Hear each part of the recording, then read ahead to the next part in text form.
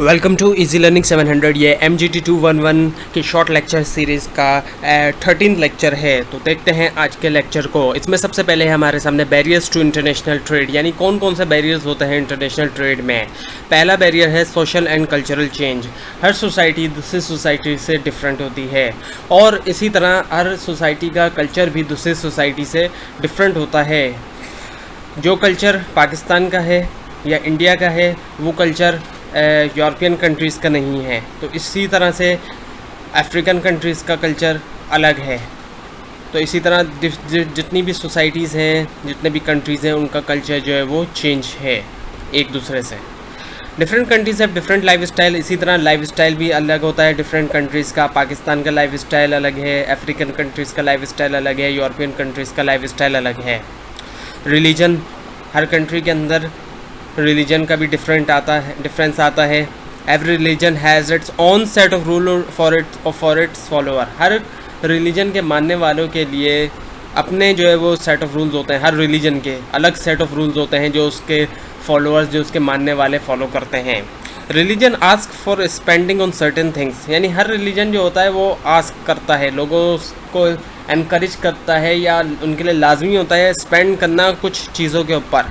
And stops from spending on certain thing, यानी कि religion की टीचिंग्स के अंदर ये बात शामिल होती है कि कुछ चीज़ें ऐसी होती हैं जिन पे लोगों रिलीजन के फॉलोअर को स्पेंड करना होता है और कुछ ऐसी चीज़ें होती हैं जिन पे ख़र्चा करने से रोका जाता है। फॉर एग्ज़ाम्पल मुसलमानों ही की अगर हम एग्ज़ाम्पल लें तो हज के लिए मुसलमानों को स्पेंड करना होता है और जबकि उनको रोका गया है कई सारी ऐसी चीज़ें जिन पे स्पेंड करने से रोका गया। फॉर एग्ज़ाम्पल अल्कोहल की कंजम्पशन है या इसी तरह डिफरेंट इंटॉक्सिकेंट की चीज़ें हैं, उनके ऊपर उनकी कंजम्पशन से मुसलमानों को रोका गया है। तो इसी तरह बाकी रिलीजन के अंदर भी इसी तरह होता है।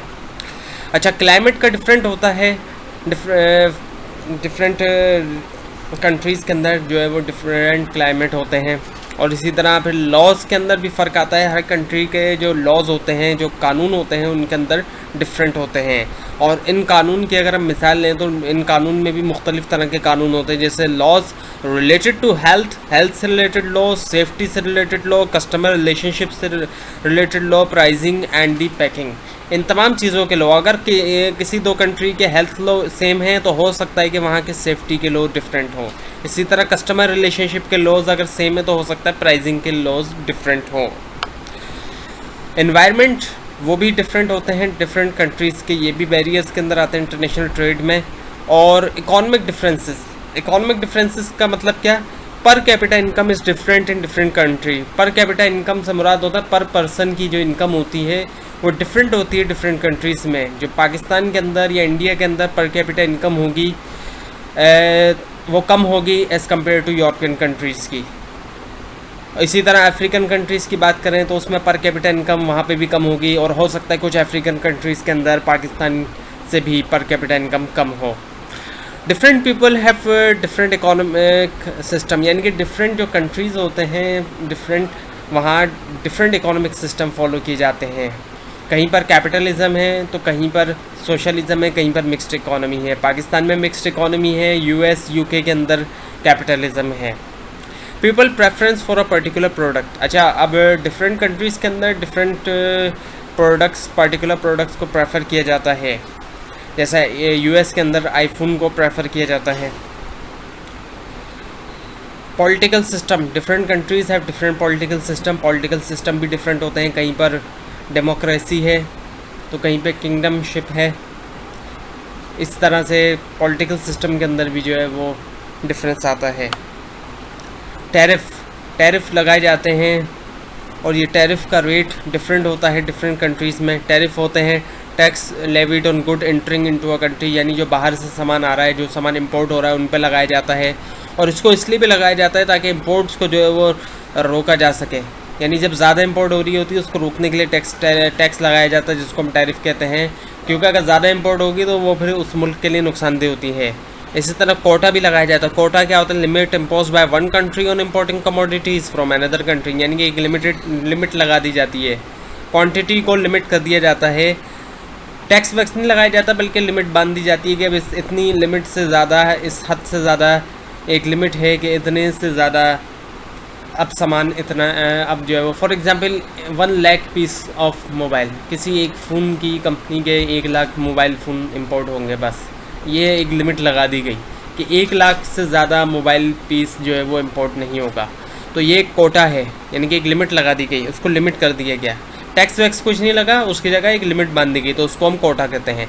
अच्छा, सब्सिडीज़, ये भी बैरियर्स में आता है इंटरनेशनल ट्रेड में। ये क्यों बैरियर्स में आता है कि ये कंसेशंस जो है वो प्रोवाइड करती है गवर्नमेंट जो है वो अपने प्रोड्यूसर्स को, अपनी कंट्री, अपनी जो मुल्क है उसके प्रोड्यूसर्स को, अपने मुल्क के जो बनाने वाले हैं, जो कंपनीज होती हैं अपने मुल्क की, ताकि वो इकोनॉमी को प्रोटेक्ट कर सके, ताकि जो इम्पोर्टेड आइटम है। अब क्या होगा ऐसे सिचुएशन में, जब अपने मुल्क के जो प्रोड्यूसर्स हैं उनको कंसेशंस मिलेगा, तो जब वो अपनी वो कोई चीज़ बनाएंगे तो उसकी कीमत कम होगी इम्पोर्टेड जो गुड्स आ रहे हैं उसके मुकाबले में। अब जब इम्पोर्टेड गुड्स की कीमत बहुत ज़्यादा होगी और अपने मुल्क की जो बनने वाली चीज़ें उसकी कीमत कम होगी, तो फिर लोग क्या ख़रीदेंगे, अपने मुल्क में बनने वाली चीज़ लोग ज़्यादा ख़रीदेंगे। तो इस तरह क्या होगा, इकोनॉमी को प्रोटेक्ट किया जाएगा।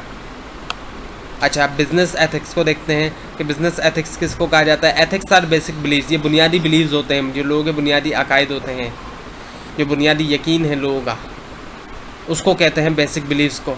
तो ethics are basic beliefs a company decides to pursue and implement during a course of action. ये वो बेसिक बिलीव्स होते हैं जो कि कंपनी डिसाइड करती है किसी एक काम को करने के लिए, काम के दौरान काम करने के लिए परस्यू करना और इम्प्लीमेंट करना।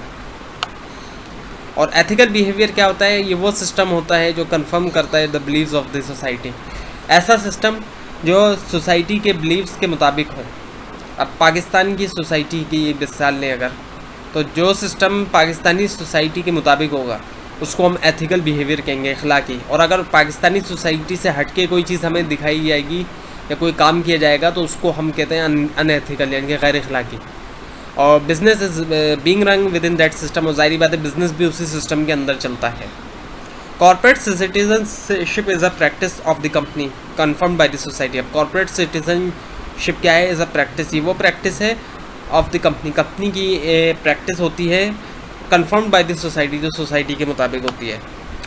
अब बिहेवियरल एथिकल बिहेवियर कंटिन्यू है। एथिकल बिहेवियरल इन मैनेजरियल प्रैक्टिसेस, अगर एथिकल बिहेवियर को मैनेजरियल प्रैक्टिसेस में देखें तो उसमें क्या क्या चीज़ें शामिल होती हैं। रिस्पॉन्सिबिलिटी टूवर्ड्स एम्प्लॉयज़, जो जिम्मेदारियाँ हैं एम्प्लॉयज़ की तरफ, एम्प्लॉयज़ के लिए एम्प्लॉयज़ जो काम करने वाले हैं। रिलेशनशिप विद अदर ऑर्गेनाइजेशन, बाकी ऑर्गेनाइजेशंस के साथ क्या क्या रिलेशन है। इंट्रैक्शन विद गवर्नमेंट के साथ कैसा इंट्रैक्शन है। Plans to initiate ethical behaviour toward people, यानी प्लान करना, एथिकल बिहेवियर को इनिशिएट लेना, स्टार्ट करना, यानी शुरुआत करना towards people. To initiate ethical programmes, और फिर इनिशिएट करना एथिकल प्रोग्राम्स का, ऐसा प्रोग्राम जिनमें एथिक्स जो है वो शामिल हो। अच्छा, अब कॉर्पोरेट सोशल रिस्पॉन्सिबिलिटीज़ क्या हैं, तो think about benefiting the society and avoid harmful activity for the society is called corporate social responsibility. Corporate social responsibility का मतलब है ऐसी चीज़ों के बारे में सोचना जो फ़ायदा पहुँचाएँ सोसाइटी को, और अवॉइड करना यानी रोकना, बचना ऐसी चीज़ों से जो हार्मफुल हो सोसाइटी के लिए, जो माशरे के लिए नुकसानदेह है, ऐसी चीज़ों से अवॉइड करना, उसको हम कहते हैं कॉर्पोरेट सोशल रिस्पॉन्सिबिलिटीज़। और इसमें क्या क्या शामिल है, एथिकल एटीट्यूड टूवर्ड कस्टमर्स, यानी कस्टमर्स की तरफ एथिकल एटीट्यूड हो, इखलाकी जो है वो आपका एटीट्यूड हो कस्टमर की तरफ।